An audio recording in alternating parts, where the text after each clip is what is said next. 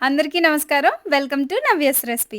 ఈరోజు మనం చాలా సింపుల్‌గా, చాలా రుచిగా ఉండే ముద్దపప్పు, పచ్చి పులుసుని ఎలా తయారు చేయాలో చూసేద్దామండి. ఈ రెసిపీ వచ్చేసి వేడి వేడి అన్నంలోకి ఎంత టేస్ట్‌గా ఉంటుందో, అలాగే గ్లాసులు గ్లాసులు ఉత్తిగానే తాగేస్తారు. అంత బావుంటుంది. ఇంకెందుకు ఆలస్యం రెసిపీలోకి వెళ్ళిపోదామా? ముందుగా వచ్చేసి ముద్దపప్పును ఉడికించుకుందాము. కుక్కర్‌లోకి ఒక కప్పు నిండుగా కందిపప్పును తీసుకొని, లైట్‌గా 2-3 నిమిషాల పాటు వేయించుకోవాలండి. ఇలా వేయించి చేస్తే పప్పు రుచి మరింత బావుంటుంది. ఇట్లా లైట్‌గా కలర్ చేంజ్ అవుతున్నప్పుడు ఇందులోకి నీళ్ళను పోసుకొని ఒకసారి, 2 సార్లు బాగా వాష్ చేసి, తగినంత మరలా నీళ్ళను పోసుకొని దీనిలోకి కొద్దిగా పసుపును వేసుకోవాలి. అలాగే ఒక చిన్న టీ స్పూన్ అంత కారంను కూడా వేసేసుకొని ఒకసారి కలుపుకొని మంటని మీడియం ఫ్లేమ్‌లో 2 విజిల్స్ వచ్చేంత వరకు కుక్ చేసుకోవాలి. ఇలా గనక మీరొక్కసారి ముద్దపప్పుని ట్రై చేయండి. చాలా చాలా కమ్మగా ఉందండి. వేయించి చేయటం వలన టేస్ట్ కొంచెం డిఫరెంట్‌గా ఉంటుందనమాట. ఇప్పుడు మూత తీసేస్తే చూసారు కదా! చాలా మెత్తగా పప్పనేది ఉడికిపోయింది. ఇందులోకి రుచికి తగినంత ఉప్పును కూడా వేసుకొని మెదిపి పక్కన పెట్టుకోవాలి. ఈలోగా పచ్చి పులుసుకి కావాల్సినవి నిమ్మకాయ సైజ్ అంత చింతపండు, ఎండుమిరపకాయలు, గళ్ళుప్పు, బెల్లం, కొంచెం కరివేపాకు, కొత్తిమీర, ఉల్లిపాయ తరుగు. ఇంతేనండి. ఇప్పుడు దీనిలో వచ్చేసి స్టవ్ మీద ఒక పాన్ పెట్టేసుకొని ఎండుమిరపకాయలని వేయించుకోవాలి.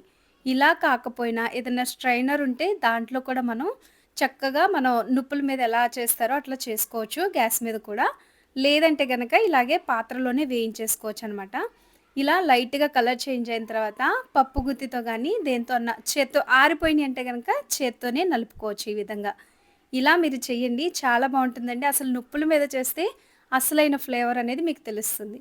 ఇలా కొంచెం ఎండుమిరపకాయలు చేసేసిన తర్వాత ఇందులోకి ఉల్లిపాయలు, కరివేపాకు, రాళ్ళుప్పును కూడా వేసేసుకొని మంచిగా చేత్తో మెత్తగా నలుపుకోవాలనమాట.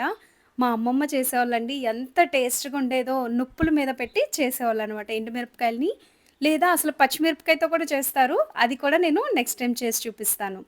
ఇప్పుడు చింతపండు గుజ్జును కూడా వేసేసుకోవాలనమాట. అసలు వేసవి కాలంలో శరీరాన్ని చల్లబరుస్తుందండి ఈ పచ్చి పులుసు. అట్లాగే కడుపుబ్బరం లేకుండా ఈజీగా డైజెషన్ అయిపోతుంది. ఇప్పుడు తగినంత నీళ్ళను కూడా అడ్జస్ట్ చేసేసుకొని, దీనిలోకి సన్నగా తరిగిన కొత్తిమీరని వేసుకొని, బెల్లాన్ని కూడా వేసుకోవాలి. కొంతమంది వేసుకుంటారు, వేసుకోపోయినా బావుంటుంది. ఇలా ఒకసారి మీరు ట్రై చేసి చూడండి. లైట్‌గా ఉంటుందండి కడుపుకు కూడా చక్కగా. ఇలా మొత్తం మిక్స్ చేసేసిన తర్వాత వేడి వేడి అన్నంలో ముద్దపప్పును వేసుకొని, ఇలా పచ్చి పులుసుని పోసుకొని తింటుంటే ఎంత బావుందో అండి. ఇది నేను చెప్పేదానికన్నా ఒక్కసారి మీరు చేసుకొని తింటే దాని రుచి మీకు తెలుస్తుంది. మరైతే మీరు ట్రై చేస్తారు కదా! మా పిల్లలు కూడా చాలా ఇష్టంగా తిన్నారండి. చాలా చాలా బావుంది. అమ్మ నాకు పచ్చి పులుసు కావాలని అడుగుతానే ఉన్నారు. మరైతే మీరు కూడా ట్రై చేసి మీకెలా కుదిరిందో కామెంట్ చేయటం మాత్రం మర్చిపోబాకండి. ఇలాంటి సింపుల్ రెసిపీస్ కోసం నా ఛానెల్‌ని సబ్స్క్రైబ్ చేయండి.